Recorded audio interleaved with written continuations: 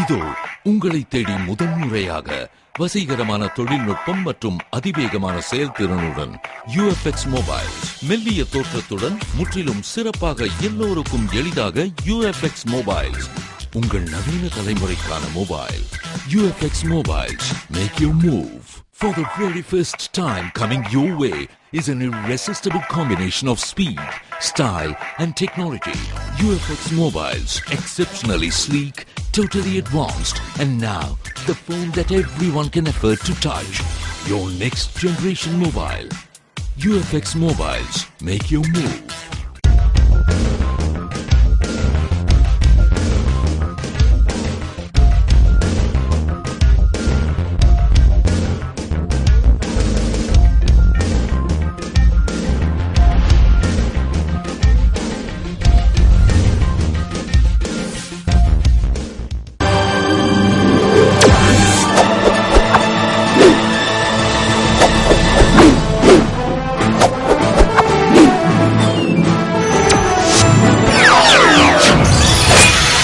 நீங்கள் பார்த்துக் கொண்டிருப்பது AJK டிவியின் புதுவை மாலை. வணக்கம். இலங்கைக்கு எதிரான அமெரிக்க தீர்மானத்தை இந்தியா ஆதரிக்க வேண்டும் என்று அகில இந்திய NR காங்கிரஸ் வலியுறுத்தியுள்ளது. இது தொடர்பாக NR காங்கிரஸ் பொதுச் செயலாளர் பாலன் கூறுகையில், நமது அண்டை நாடான இலங்கையில் நடைபெற்ற போரின் போது போர் என்ற பெயரில் அப்பாவி தமிழர்கள் மீது நடந்த படுகொலைகள், வன்கொடுமைகள், மருத்துவ நிலையங்கள் மீது குண்டு வீசியது, குழந்தைகளை கொன்று குவித்தது யாவும் மனித மீறல்களாகும். தொடர்ந்து இலங்கையில் தமிழினம் வாழ்வதற்கு வழியின்றி அழிந்து வருகிறது என்றும், இத்தகைய சூழலில் ராணுவத்தினரால் நடத்தப்பட்ட மனித உரிமை மீறல்கள் உலகம் முழுவதும் கண்டிக்கின்ற வகையில் ஜெனீவாவில் ஐக்கிய நாடுகள் சபையின் மனித உரிமை கவுன்சிலில் இலங்கைக்கு எதிரான தீர்மானத்தை அமெரிக்கா கொண்டு வந்துள்ளது. இந்த தீர்மானத்தை இந்திய அரசு ஆதரிக்க வேண்டும் என NR காங்கிரஸ் வலியுறுத்துவதாகவும், இலங்கையில் வாழும் தமிழ் மக்களுக்கு என்றென்றும் NR காங்கிரஸ் பேர் இயக்கம் துணை நிற்கும் என்றும் கூறினார். அவசர ஆலோசனை கூட்டம் இன்றைய காலையில் நடைபெற்றது.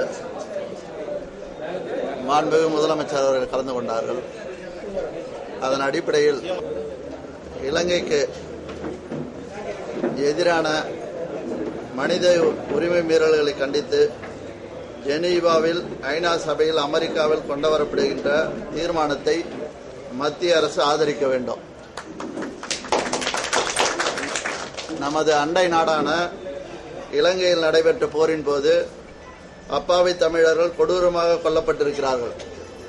போர் என்ற பெயரில் அப்பாவி தமிழர்கள் மீது நடைபெற்று முடிந்த படுகொலைகள், வன்கொடுமைகள், மருத்துவ நிலையங்கள் மீது குண்டு வீசியது மற்றும் குழந்தைகளை கொன்று குவித்தது அனைத்தும் மனித நீதிக்கு முற்றிலும் புறம்பான செயல்களாகும். மேலும் மனித உரிமை மீறல்களாகும். தொடர்ந்து இலங்கையில் தமிழினம் வாழ்வதற்கு வழியின்றி அழிந்து கொண்டிருக்கிறது. இந்த சூழலில் இலங்கை ராணுவத்தினால் நடத்தப்பட்ட மனித உரிமை மீறல்கள் உலகம் முழுவதும் கண்டிக்கின்ற சூழ்நிலையில் ஜெனீவாவில் ஐநா சபையின் மனித உரிமை கவுன்சிலில் இலங்கைக்கு எதிரான தீர்மானத்தை அமெரிக்கா கொண்டு வந்துள்ளது. இந்த தீர்மானத்தை இந்திய அரசு ஆதரிக்க வேண்டும் என அகில இந்திய NR காங்கிரஸ் பேர் இயக்கம் வலியுறுத்துகிறது. இலங்கையில் வாழும் தமிழ் மக்களுக்கு என்றென்றும் அகில இந்திய NR காங்கிரஸ் பேர் இயக்கம் துணை நிற்கும் என்று உறுதியளிக்கிறது.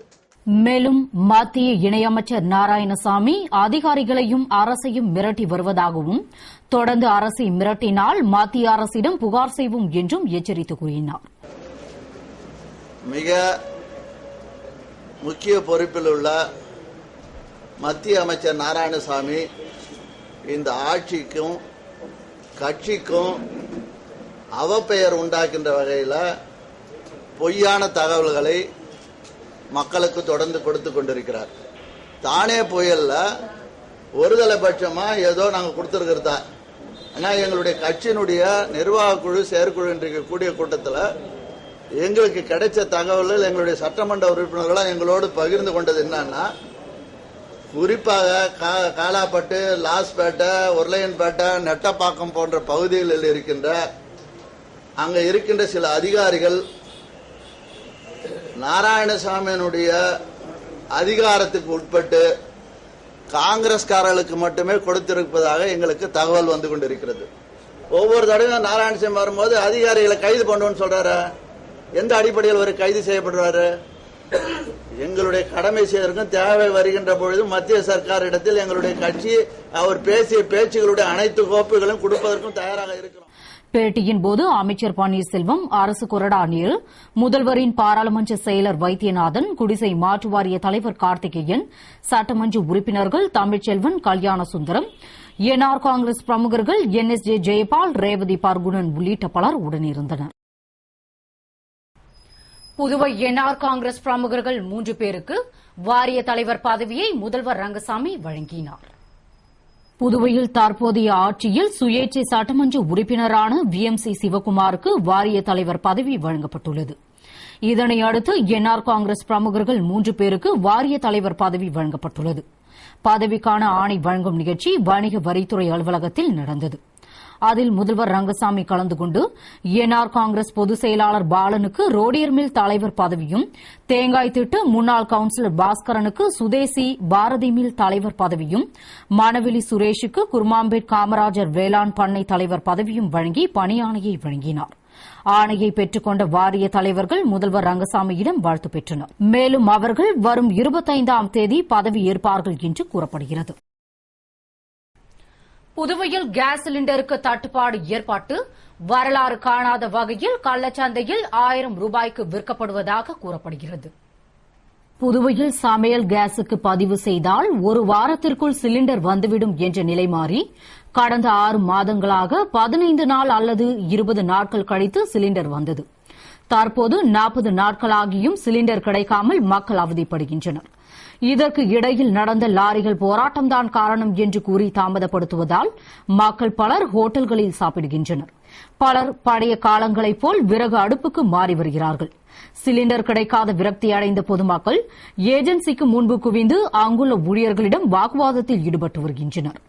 இதனால் கள்ளச்சந்தையில் வீட்டு உபயோக சிலிண்டர் 1000 ரூபாய்க்கு விற்கப்படுவதாக கூறப்படுகிறது. இதுபோன்ற சூழ்நிலையில் குடிமைப்பொருள் வழங்கல் துறை தலையிட்டு நிலைமையை சமாளிக்க நடவடிக்கை எடுக்க வேண்டும் என்று மக்கள் எதிர்பார்க்கின்றனர். புதுவையில் காலியாக உள்ள ஆசிரியர் பணியிடங்கள் சில தினங்களில் நிரப்பப்படும் என்று டேக்வாண்டோ போட்டியின் பரிசளிப்பு விழாவில் முதல்வர் ரங்கசாமி அறிவித்துள்ளார். புதுவை ஜவஹர் பால்பவனில் 7வது மாநில அளவிலான டேக்வாண்டோ போட்டிகள் நடத்தப்பட்டு அதற்கான பரிசளிப்பு விழா அமைச்சர் ராஜவேலு தலைமையில் அமைச்சர்கள் தியாகராஜன், பன்னீர்செல்வம், முதல்வரின் பாராளுமன்ற செயலர் வைத்தியநாதன் முன்னிலையில் நடந்தது. இதில் சிறப்பு விருந்தினராக முதல்வர் ரங்கசாமி கலந்து கொண்டு போட்டிகளில் வெற்றி பெற்றவர்களுக்கு தங்கம், வெள்ளி, வெண்கல பதக்கங்களை வழங்கி பாராட்டி பேசுகையில், புதுவை மாநிலத்தில் நிறைய ஆசிரியர் பணியிடங்கள் காலியாக உள்ளதாகவும் அவை இன்னும் சில தினங்களில் நிரப்பப்படும் என்றும் இதில் உடற்கல்வி ஆசிரியர் பணியிடமும் அடங்கும். மேலும் வழக்கம் போல் மதிப்பெண் அடிப்படையிலேயே ஆசிரியர் பணியிடங்கள் நிரப்பப்படும் என்ற அவர், மேலும் விளையாட்டுக்காக ஒரு தனி துறையை ஏற்படுத்த வேண்டும் என்பதே அரசின் எண்ணமாகும். பள்ளிகளில் விளையாட்டு திடல் அமைக்க அரசு நடவடிக்கை எடுத்துள்ளது. இதற்கான பணிகள் விரைவில் துவங்கும் என்று பேசினார். இன்னும் சில நாட்களில் இந்த ஆசிரியர் பணியிடங்கள்லாம் நாங்கள் நிரப்ப இருக்கின்றோம். பல பள்ளிகளில் உள்ள ஆசிரியர் பணியிடங்களை நாங்கள் எப்படி தேர்ந்தெடுப்போம் தெரியும். மதிப்பெண் அடிப்படையில் தான் நாங்கள் எங்களுடைய ஆசிரியர் பணிகளை தேர்வு செய்து நிரப்புவது வழக்கம். அதே மாதிரி இந்த முறையும் அந்த ஆசிரியர் பணியிடங்கள் எல்லா ஆசிரியர் பணியிடங்களும் ஏன்னு சொல்லி நிறைய ஆசிரியர் பணிகள் காலியாக இருக்கின்றன. அத்தனை விரைவில் நாங்கள் நிரப்ப இருக்கின்றோம். அப்படி ஒரு விளையாட்டிற்கு, கல்வியோடு விளையாட்டிற்கு முக்கியத்துவம் கொடுக்க வேண்டும் என்பது எங்கள் அரசுடைய எண்ணம். அதுதான் இங்க சொன்னாங்க. கல்வி அமைச்சர் பேசும்பொழுது நம்முடைய விளையாட்டிற்காக ஒரு துறை தனியாக தொடங்கப்படும், நிச்சயமாக தொடங்கப்படும். அதற்குரிய பணியிடங்கள் உருவாக்கப்பட்டு அந்த விளையாட்டுத் துறையானது தனியாக தொடங்கப்படும். இதில் வீரர்கள் மற்றும் டேக்வாண்டோ சங்க நிர்வாகிகள் திரளாக கலந்து கொண்டனர். இலங்கை அரசிற்கு எதிரான தீர்மானத்தை இந்தியா ஆதரிக்க வலியுறுத்தி ரயில் மறியல் போராட்டத்தில் ஈடுபட்ட சட்டக்கல்லூரி மாணவர்கள் போலீசாரால் கைது செய்யப்பட்டனர். புதுவை சட்டக்கல்லூரி மாணவர்கள் இலங்கை அரசுக்கு எதிராக ஐக்கிய நாடுகள் சபையில் அமெரிக்கா கொண்டுவரும் தீர்மானத்தை மத்திய அரசு ஆதரிக்க வலியுறுத்தி ரயில் மறியல் போராட்டத்தில் ஈடுபட்டனர். இதனால் ரயில் புறப்படுவதற்கு தாமதமானதால் அங்கு விரைந்து வந்த போலீசார் மாணவர்களை கலைந்து போகும்படி வலியுறுத்தினர். ஆனால் மாணவர்கள் கலைந்து செல்லாமல் தொடர்ந்து போராட்டத்தில் ஈடுபட்டதால் போலீசார் மாணவர்களை கைது செய்தனர். புதுவை கூட்டுறவு மேலாண்மை நிலையம் மற்றும் கூட்டுறவுத்துறை சார்பில் துறை அலுவலர்களுக்கு தகவல் அறியும் உரிமை சட்டம் என்ற குறுகிய கால பயிற்சி முகாமின் துவக்க விழா நடைபெற்றது. புதுவை கூட்டுறவுத்துறை அலுவலர்களுக்கு கூட்டுறவு மேலாண்மை நிலையம் கூட்டுறவுத்துறை சார்பில் தகவல் அறியும் உரிமை சட்டம் என்ற குறுகிய கால பயிற்சி முகாமின் துவக்க விழா ஒன்றிய மேலாண் இயக்குநர் பாலகிருஷ்ணன் தலைமையில் நடந்தது. கூட்டுறவு சங்கங்களின் பதிவாளர் பாபு குத்துவிளக்கேற்றி விழாவினை துவக்கி வைத்திட இணை பதிவாளர் வீரமுடிராஜ் சிறப்புரையாற்றிய விழாவில் தேசிய பயிற்சியாளர் முரளிதரன் நோக்கவுரையாற்றி தகவல் அறியும் உரிமை சட்டம் பற்றி எடுத்துரைத்தார். திரளான அலுவலர்கள் கலந்து கொண்ட முகாமின் நிறைவில் மேலாண் நிலைய துணை முதல்வர் நன்றி கூறினார். புதுவை சட்டசபை சிறப்பு கூட்டத்தை கூட்டி இலங்கைக்கு எதிரான தீர்மானத்தை இந்தியா ஆதரிக்க வலியுறுத்தி தீர்மானம் நிறைவேற்ற வேண்டும் என கோரி இந்திரா காந்தி கலை மற்றும் அறிவியல் கல்லூரி மாணவர்கள் போராட்டத்தில் ஈடுபட்டனர். புதுவை கதிர்காமம் இந்திரா காந்தி கலை மற்றும் அறிவியல் கல்லூரி மாணவர்கள் வகுப்பை புறக்கணித்து கல்லூரி வாயில் முன்பு போராட்டத்தில் ஈடுபட்டனர். இந்திய மாணவர்கள் சங்கம் சார்பில் நடைபெற்ற போராட்டத்தில் திரளான மாணவ மாணவியர்கள் பங்கேற்று போர்க்குற்றம் புரிந்த இலங்கை அரசு மீது ஐக்கிய நாடுகள் சபையில் அமெரிக்கா கொண்டுவரும் தீர்மானத்தை இந்தியா ஆதரித்து வலியுறுத்த வேண்டும் என்றும் இந்தியா ஆதரிக்க வேண்டும் என பிரதமரை புதுவை அரசு வலியுறுத்த வேண்டும் மற்றும் சிறப்பு சட்டசபை கூட்டத்தை கூட்டி தீர்மானம் நிறைவேற்ற வேண்டும் என வலியுறுத்தி ஆர்ப்பாட்டம் செய்தனர். இலங்கை தமிழர்களுக்கு ஆதரவாக மிகப்பெரிய அளவில் தமிழகம் முழுவதும் புதுச்சேரி முழுவதும் மாணவர்கள் மத்தியில் கொந்தளிப்பை ஏற்படுத்தியிருக்கு. கடந்த வாரத்திலிருந்து அப்பாவி தமிழ் மக்களை கொண்டு குவித்த ராஜபக்சேனுடைய அரசாங்கத்தை மீது உரிய நடவடிக்கை எடுக்கணும், போர் குற்றத்தில் ஈடுபட்ட அனைவரையும் தண்டிக்கணும் அப்படின்னு சொல்லிட்டு மிகப்பெரிய அளவில் மாணவர்கள் வந்து போராட்டத்தில் ஈடுபட்டு இருக்காங்க. அதில் ஒரு பகுதியா இன்னைக்கு ராஜீவ்காந்தி கலை அறிவியல் கல்லூரி மாணவர்கள் வந்து இந்திய மாணவர் சங்கம் சார்பா வந்து வகுப்புகளை புறக்கணிச்சு இன்னைக்கு போராட்டத்தில் இந்திரா காந்தி கல்லூரி மாணவர்கள் சார்பா போராட்டத்தில் ஈடுபட்டு இருக்காங்க. உடனடியாக புதுச்சேரி அரசாங்கமும் மத்திய அரசாங்கமும் இந்த பிரச்சனையில் இலங்கை தமிழர் விஷயத்துல தங்களுடைய நிலைப்பாடுகளை தெளிவுபடுத்தணும். இல்லைன்னு சொன்னா மாணவர்களுடைய போராட்டம் வந்து தீவிரமடையும் அப்படின்றத இந்த நேரத்தில் எச்சரிக்கையோட தெரிவித்துக்கிறோம். புதுச்சேரி முதலமைச்சர் அவர்கள் உடனடியாக இந்த பிரச்சனை குறித்து விவாதித்து மாணவர்களுடைய பிரச்சனையை வந்து மாணவர்களுடைய போராட்டத்தை வந்து ஒரு முற்றுப்புள்ளி வைக்கணும். அதுக்காக வந்து உடனடியாக சிறப்பு சட்டமன்றத்தை கூட்டி கூட்டத்தொடரை கூட்டி உரிய நடவடிக்கை தங்களுடைய நிலைப்பாடுகளை அறிவிக்கணும் அப்படின்றத இந்திய மாணவர் சங்கம் சார்பாக இந்த நேரத்தில் கேட்டுக்கிறோம். இலங்கைக்கு எதிரான அமெரிக்க தீர்மானத்தை ஆதரிக்க வலியுறுத்தி புதுவை வழக்கறிஞர்கள் நீதிமன்றத்தை புறக்கணித்து ஆர்ப்பாட்டத்தில் ஈடுபட்டனர். தமிழகம் மற்றும் புதுவையில் இலங்கைக்கு எதிராக அமெரிக்கா கொண்டுவரும் தீர்மானத்தை இந்தியா ஆதரிக்க வலியுறுத்தி போராட்டம் நடத்த வழக்கறிஞர்கள் சங்கத்தினர் முடிவு செய்தனர். அதன்படி புதுவை வழக்கறிஞர்கள் சங்க தலைவர் குமரன் தலைமையில் நீதிமன்றத்தை புறக்கணித்து நீதிமன்ற வாயில் முன்பு ஆர்ப்பாட்டத்தில் ஈடுபட்டனர். இதில் திரளான வழக்கறிஞர்கள் பங்கேற்று கோரிக்கைகளை வலியுறுத்தி ஆர்ப்பாட்டம் செய்தனர். பணியை புறக்கணித்து போராட்டத்தில் வழக்கறிஞர்கள் ஈடுபட்டதால் நீதிமன்ற பணிகள் யாவும் பாதிக்கப்பட்டு வழக்குகள் ஏதும் நடைபெறாமல் வழக்கிற்காக வந்த மக்கள் ஏமாற்றத்துடன் திரும்பி சென்றனர். புதுவை வழக்கறிஞர் சங்கத்தின் சார்பாக இன்று ஒருநாள் வேலை நிறுத்தமும் கோர்ட் வளாகத்தில் வாயிலே ஆர்ப்பாட்டமும் நடைபெற இருக்கின்றது. இலங்கையிலே வாழ்கின்ற அப்பாவி தமிழர்களின் படுகொலையை கண்டிக்கின்ற வகையிலே ஐநா தீர்மானத்திலே அமெரிக்கா கொண்டு வந்துள்ள தீர்மானத்தை ஆதரிக்கின்ற வகையிலே இந்திய அரசாங்கத்தை வலியுறுத்துகின்ற வகையிலே இந்த ஒருநாள் வேலை நிறுத்தம் மற்றும் ஆர்ப்பாட்டம் நடைபெறுகின்றது. இதற்கு இந்த நீதிமன்ற வளாகத்தில் இருக்கின்ற அனைத்து சங்கத்தை சார்ந்த அனைத்து வழக்கறிஞர்களும் முழு ஆதரவு தருகின்றார்கள். பொதுமக்களும் ஆதரவு தர வேண்டும். புதுவை அரசாங்கமும் இது சம்பந்தமான ஒரு தீர்மானத்தை நிறைவேற்ற இந்திய அரசாங்கம் நிறைவேற்ற என்று வலியுறுத்துகின்ற வகையில் சட்டசபையில் ஒரு தீர்மானத்தையும் நிறைவேற்ற வேண்டும் என்று இந்த வழக்கறிஞர் சங்கத்தின் சார்பாக பணிவோடு கேட்டுக்கொள்கின்றோம். பட்ஜெட் கூட்டத்தொடருக்கு பிறகு ஏப்ரல் மாத துவக்கத்தில் பெட்ரோல் டீசல் விலை உயரலாம் என்று மத்திய நிதியமைச்சர் பிரணாப் முகர்ஜி தகவல் தெரிவித்துள்ளார். இது தொடர்பாக மத்திய நிதியமைச்சர் பிரணாப் முகர்ஜி கூறுகையில், சர்வதேச சந்தையில் கச்சா எண்ணெய் விலை அதிகரித்து வரும் நிலையில் பெட்ரோல் விலையில் லிட்டருக்கு ₹7.73 இழப்பு ஏற்படுவதாகவும் பெட்ரோல் விலையை உயர்த்த எண்ணெய் நிறுவனங்களுக்கு அனுமதி வழங்கப்பட்டுள்ள போதிலும் கடந்த 3 மாதங்களாக 5 மாநில சட்டப்பேரவைத் தேர்தல் நடைபெற்றதால் விலையை உயர்த்த வேண்டாம் என அரசு மறைமுகமாக உத்தரவிட்டிருந்ததாகவும் தேர்தல் முடிந்து விலை உயர்த்தப்படும் என எதிர்பார்த்த நிலையில் நாடாளுமன்றத்தில் எதிர்க்கட்சிகள் பிரச்சினையை கிளப்பும் என்பதால் விலை உயர்வு தள்ளி வைக்கப்பட்டதாகவும் எனவே இம்மாத இறுதியில் பட்ஜெட் கூட்டத்தொடர் முடிவடைந்ததும் ஏப்ரல் மாத துவக்கத்தில் விலையை உயர்த்த திட்டமிட்டுள்ளது என்றும் மேலும் டீசல் எரிவாயு மண்ணெண்ணெய் விலையிலும் நஷ்டம் அதிகரித்து வருவதால் அதன் விலையையும் உயர்த்த பரிசீலனை செய்து வருவதாகவும் கூறினார். மேலும் இதுகுறித்து பிரதமர் மன்மோகன் சிங் அரசியல் கட்சிகள் மற்றும் மாநில அரசுகளுடன் கலந்து பேசி முடிவெடுப்பார் என்று தெரிவித்தார். இலங்கை விவகாரம் தொடர்பாக வணிகர்கள் வரும் 22ஆம் தேதி உண்ணாவிரதம் மேற்கொள்ளப் போவதாக வணிகர்கள் மற்றும் உற்பத்தியாளர்கள் சங்கம் தெரிவித்துள்ளது. புதுவை வர்த்தக சபை வளாகத்தில் அனைத்து வணிகர்கள் உற்பத்தியாளர்கள் சங்க ஆலோசனைக் கூட்டம் நடந்தது. கூட்டத்தில் அமெரிக்க அரசால் கொண்டுவரப்பட உள்ள மனித உரிமை மீறல் தீர்மானத்தை இந்திய அரசு ஆதரித்து வாக்களிக்க வேண்டும் என்றும் இதனை ஆதரித்து வரும் 22ஆம் தேதி சுதேசிமில் அருகே மாபெரும் உண்ணாவிரத போராட்டம் நடத்த உள்ளதாகவும் அதில் அனைத்து வணிகர்கள் உற்பத்தியாளர்கள் தொழிலாளர் சங்கங்கள் மற்றும் பொதுமக்கள் மாணவர்கள் திரளாக கலந்து கொள்ள வேண்டும் என்று தீர்மானிக்கப்பட்டது.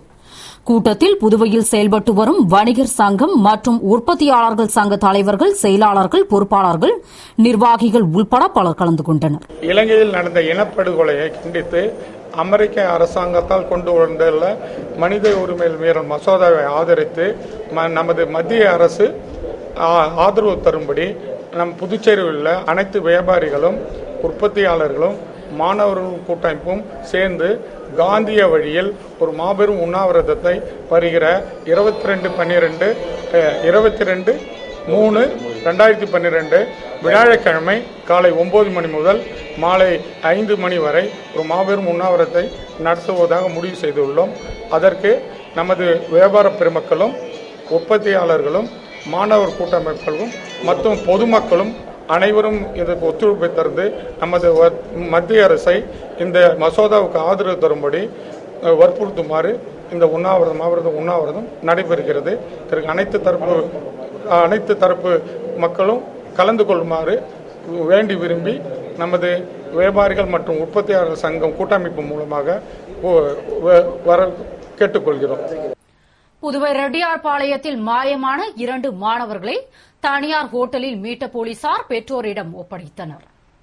புதுவை முத்திரையர்பாளையத்தைச் சேர்ந்த ஜான் டேவிட் மூலகுளம் ஜனார்த்தனன் என்ற 2 மாணவர்கள் கடந்த 13ஆம் தேதி பள்ளிக்கு சென்ற பின் வீடு திரும்பவில்லை என்று அவர்களை பல இடங்களில் தேடி பார்த்த பெற்றோர் ரெட்டியார்பாளையம் காவல் நிலையத்தில் புகார் கொடுத்ததை அடுத்து தனிப்படை அமைத்து தேடி வந்த போலீசார் மாணவர்கள் 2 பேரும் மதகடிப்பட்டில் உள்ள ஒரு ஹோட்டலில் வேலை செய்வதாக போலீசாருக்கு தகவல் கிடைத்ததை அடுத்து போலீசார் அங்கு விரைந்து சென்று சிறுவர்களை மீட்டனர். பின்னர் காவல் நிலையத்திற்கு அழைத்து வந்து விசாரணை நடத்தியதில் படிக்க விருப்பமில்லாததால் ஹோட்டலில் வேலைக்கு சேர்ந்ததாகவும் மேலும் வளவனூர் திருமண மண்டபத்தில் சமையல் பணியில் ஈடுபட்டிருப்பதாகவும் தெரிவித்தனர்.